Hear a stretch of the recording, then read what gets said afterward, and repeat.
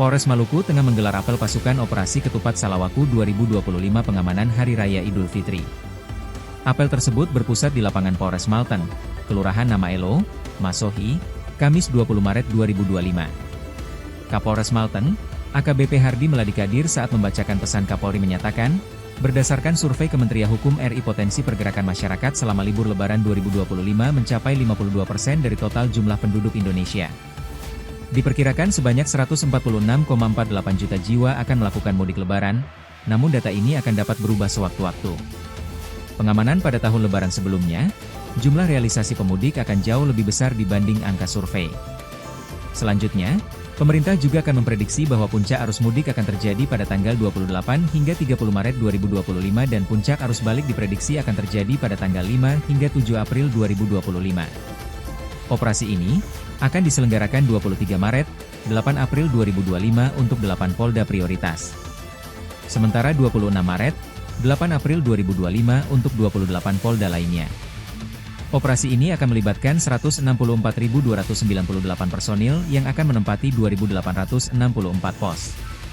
1.738 pos untuk pengamanan, 788 pos pelayanan, 309 pos terbaru sebagai pusat informasi dan pelayanan bagi masyarakat melakukan perjalanan. Serta ditambahkan, pengamanan terhadap 26.326 objek baik masjid, lokasi sholat Idul Fitri, lokasi wisata, terminal, pelabuhan, stasiun kereta api, dan bandara. Pemerintah juga mengeluarkan surat keputusan bersama yang mengatur tentang sistem operasional pengangkutan barang, penerapan rekayasa lalu lintas, penyeberangan laut, serta penghentian pekerjaan proyek konstruksi.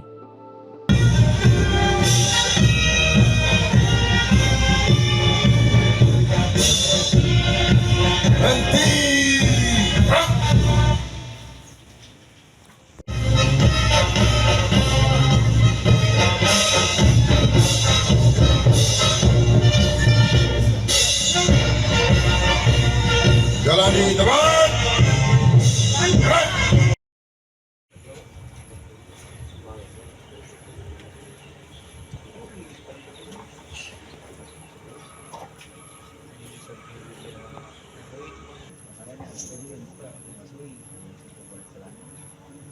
Seluruhnya start di tempat.